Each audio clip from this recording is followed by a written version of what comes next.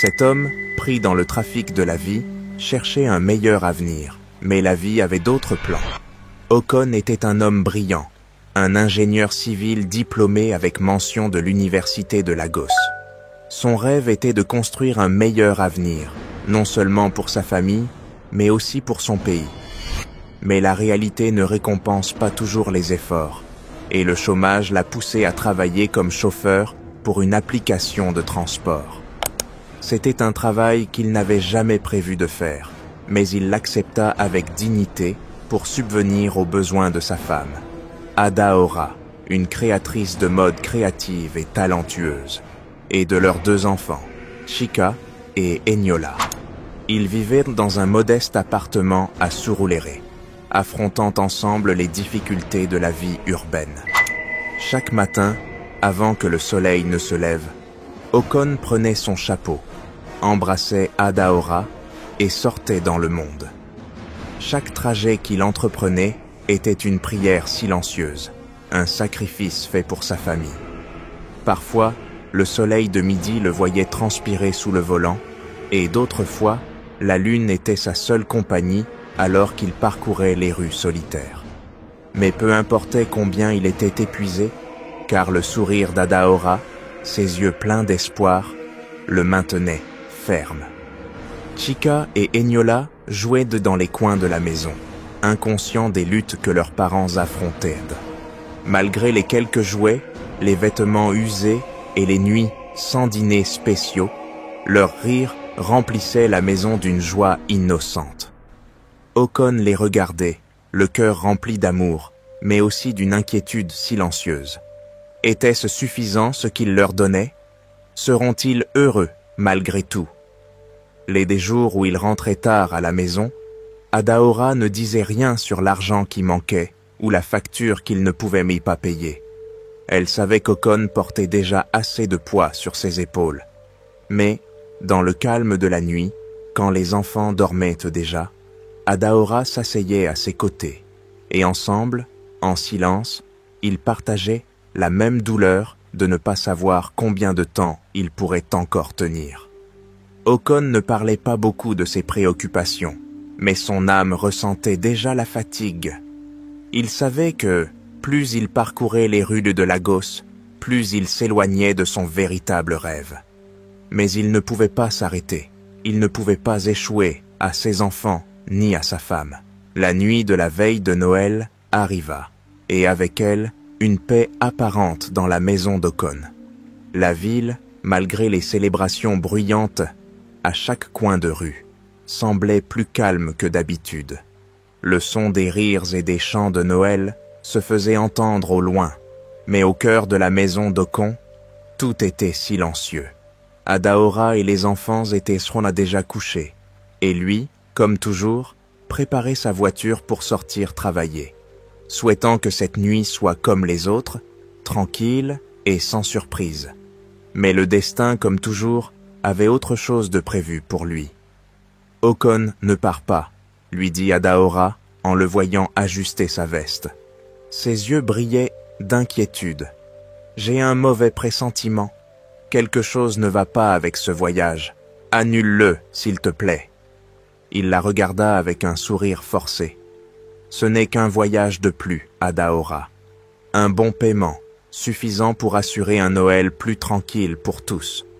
Ne t'inquiète pas, tout ira bien. » La promesse d'un revenu supplémentaire pour les fêtes était tentante, trop tentante pour être refusée. La famille d'Haakon avait trop lutté pour que, enfin, ils aient un Noël décent, sans privation. Il ne pouvait pas laisser passer cette opportunité, et, bien qu'au fond de lui, il ressentait une légère inquiétude, il dit au revoir à Adaora et sortit dans la nuit noire de Lagos.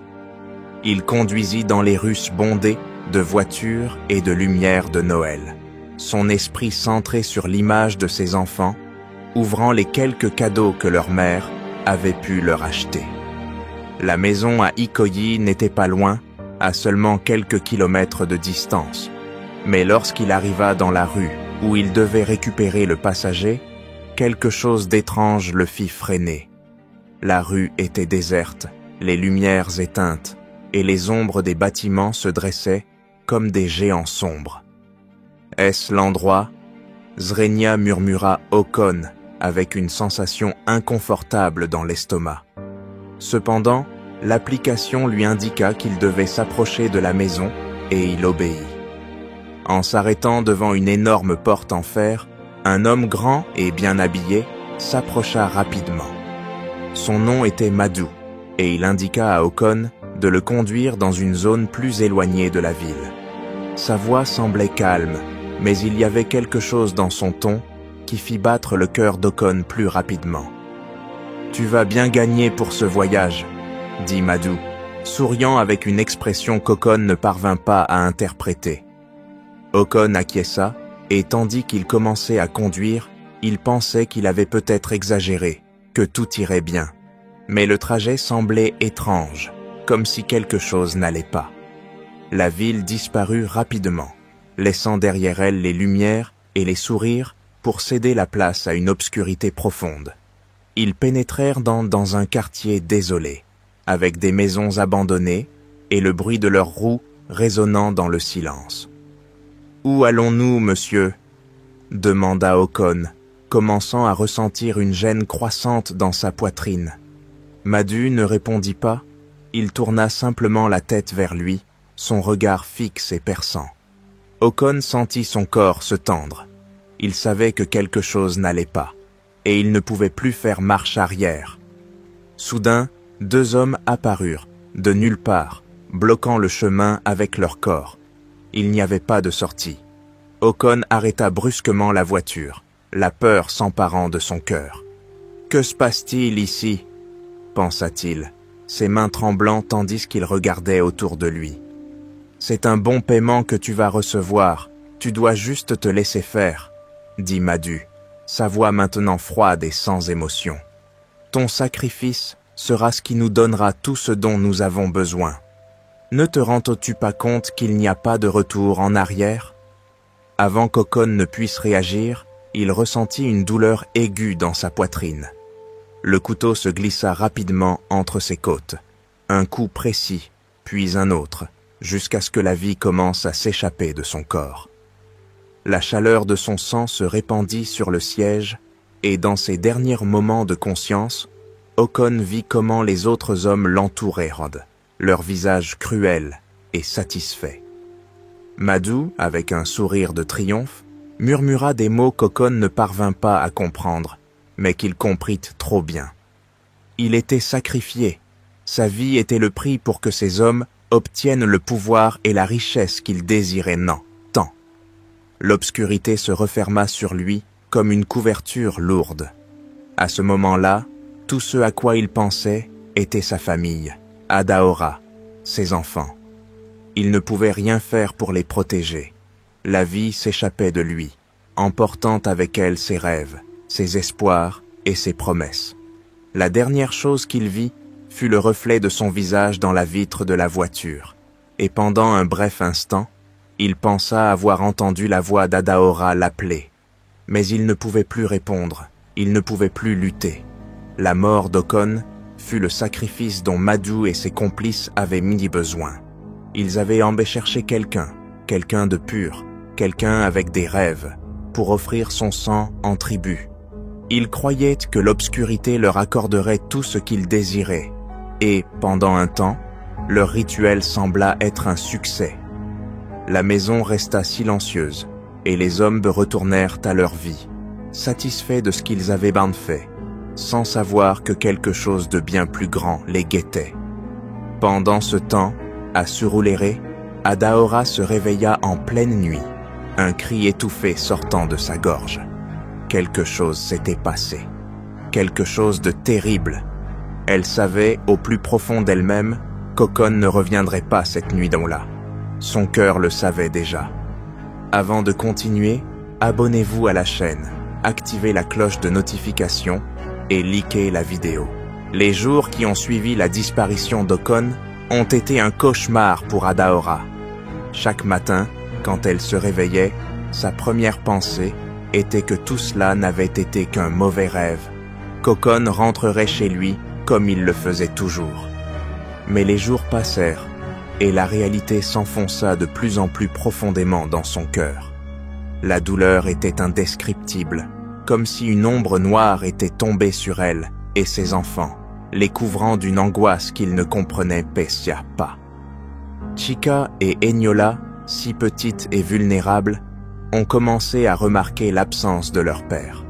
Le rire enfantin s'est tu dans leur maison, remplacé par un silence profond et étrange. Quelques jours plus tard, le corps d'Okon a été retrouvé dans une tombe peu profonde, à la périphérie de la ville, entouré de la saleté de la terre et des échos d'un crime odieux. La nouvelle s'est rapidement répandue dans tout Lagos, et le visage d'Okon a fait la une des journaux. Mais pour Adaora, aucun de ces mots ne pouvait apaiser la souffrance qu'elle ressentait. Elle avait perdu son amour, son partenaire de vie, et un père qu'elle ne pourrait jamais remplacer. Comment pourrais-je continuer sans lui? Comment affronter la vie sans l'espoir qu'il représentait? L'idée de vivre sans lui la bouleversait, mais elle était encore plus terrifiée par l'avenir qui les attendait désormais. Elle n'avait pas de travail, elle ne savait pas comment subvenir aux besoins de ses enfants, ni comment faire face au regard de ceux qui ne comprenaient pas sa douleur. Le jour de l'enterrement d'Okon fut le jour le plus sombre de sa vie. Alors que le cercueil descendait lentement vers sa destination finale, Adaora, avec un air désespéré, s'agenouilla à côté de la tombe. Son âme était brisée, mais quelque chose en elle ne la laissait pas abandonner. Quelque chose d'autre la poussait, un pouvoir ancien qu'elle avait hérité de sa grand-mère, une tradition qu'elle n'aurait jamais pensé utiliser, mais qui, à ce moment-là, lui semblait être le seul moyen d'obtenir justice. Les mains tremblantes, Adaora sortit de son sac une vieille seuil machette, très appréciée d'Okon. C'était une machette qu'il utilisait depuis sa jeunesse, un outil qui symbolisait son travail acharné, son endurance et sa lutte quotidienne pour leur donner le meilleur. Il en avait pris grand soin et elle le savait. C'était un objet sacré dans sa maison. Alors qu'il le tenait dans ses mains, un mélange de douleur et de fureur envahit son corps. Les yeux de tous ceux qui étaient présents la regardirent, déconcertés, tandis qu'elle, avec un cri de désespoir, jetait la machette dans la tombe. Les mots qu'il murmura en lançant le jet ne furent pas compris par tout le monde, mais le poids de sa signification était clair. « Lève-toi, Okon, et rends justice. » Ce qui suivit son geste fut un silence absolu. Personne n'osait parler. Cependant, dans les jours qui ont suivi, les réseaux sociaux ont commencé à regorger de vidéos de ce moment choquant. L'image d'Adaora jetant la machette s'est rapidement répandue, laissant de nombreux téléspectateurs sans voix. Pour certains, leur acte d'invocation des esprits était un signe de désespoir, tandis que pour d'autres, c'était un rappel des profondes racines traditionnelles qui influençaient encore les décisions de nombreuses personnes. Cette nuit-là, Adaora rêva d'Okon. Dans son rêve, il se retrouva entouré d'une lumière vive, son visage serein, mais avec un regard profond qui transmettait un sentiment de détermination. « Ne t'inquiète pas, Adaora, » lui dit-il dans son rêve, « justice sera rendue. » Elle s'est réveillée en sueur, mais avec un cœur soulagé. Quelque chose avait changé en elle, quelque chose qui la renforçait dans sa douleur. Au fil des jours, Adaora commença à sentir les forces obscures qu'elle avait invoquées commencer à bouger. Le vent à Lagos a commencé à changer de direction, et les panneaux de la ville, qui semblaient auparavant indifférents, sont devenus inquiétants. Aimez la vidéo si vous l'appréciez. Dans les premières nuits après l'enterrement, les tueurs d'Okon ont commencé à ressentir une présence étrange, comme si quelque chose d'invisible les traquait. Au début, ils pensaient qu'il s'agissait simplement de coïncidences ou de jeux d'esprit. Mais bientôt, les phénomènes inexpliqués ont commencé à devenir plus intenses et terrifiants. Alors qu'ils parcouraient Les rudes de Lagos, dans leurs voitures de luxe, les rétroviseurs reflétaient de l'ombre d'une silhouette qui semblait les observer. Chaque fois qu'ils regardaient en arrière, l'air devenait épais et un rire lointain et inquiétant se glissait dans le bruit du moteur. Personne n'a pu identifier d'où cela venait, mais tout le monde l'a entendu. C'était un rire familier, un rire qui portait avec lui un écho de souffrance et de vengeance. Les complices de Madhu ont commencé à perdre la tranquillité dont ils jouissaient autrefois. Les demeures d'Ikoyi, où ils se sentaient autrefois en sécurité, sont devenues des lieux de tension constante. Dans les heures sombres du matin, les lumières vacillaient sans raison apparente, et les couloirs vides résonnaient du bruit du bois qui craquait, comme si quelqu'un marchait. Le sentiment d'être observé ne les quittait pas. La silhouette d'Okon glissait dans l'obscurité, se cachant dans chaque coin. Le tourment commença à grandir. Le premier coup est venu d'un homme du groupe de Madhu. Lors d'un voyage tranquille, dans sa voiture de luxe, alors qu'il roulait sur l'une des principales avenues de la ville, une douleur soudaine et terrifiante l'envahit. Un accident vasculaire cérébral massif l'a fait tomber inconscient au volant, provoquant la collision du véhicule avec un arbre. Personne ne comprenait comment cela était arrivé, et, bien que les ambulanciers soient arrivés rapidement, l'homme était déjà mort. Le médecin, perplexe, ne trouve aucune explication médicale pouvant justifier sa mort soudaine et violente. La nouvelle s'était rapidement répandue parmi les complices de Madhu. La peur commença à s'installer profondément en eux. Mais ce n'était pas la seule catastrophe. Quelques jours plus tard, un autre membre du groupe, alors qu'il voyageait sur le pont de la 3e avenue, a été victime d'un accident mortel. En un clin d'œil, son véhicule a quitté la route et s'est renversé dans une chute mortelle. Quelques instants avant l'impact, le conducteur a crié quelque chose d'incohérent, mais personne n'a pu comprendre ce qu'il avait dit. Des témoins ont déclaré que c'était peut-être la silhouette d'Okon qui était apparue pendant une seconde à leur fenêtre, avant que la voiture ne perde le contrôle. Les complices, de plus en plus terrifiés, ne savaient non plus quoi faire. Madhu, le chef du groupe, a commencé à perdre la tête. Dans son luxueux appartement, entouré du confort de sa richesse, il entendait constamment une voix familière murmurer son nom. Mais ce n'était pas la voix d'un ami, ni celle d'un partenaire. C'était la voix d'Okon, la même qu'il avait entendue dans les rétroviseurs de sa voiture. Chaque fois que Madhu regardait l'horizon, les gratte-ciels de Lagos semblaient refléter l'image d'Okon, avec son visage sévère et son air de justice. La paranoïa s'est emparée de lui. Je ne pouvais plus dormir paisiblement.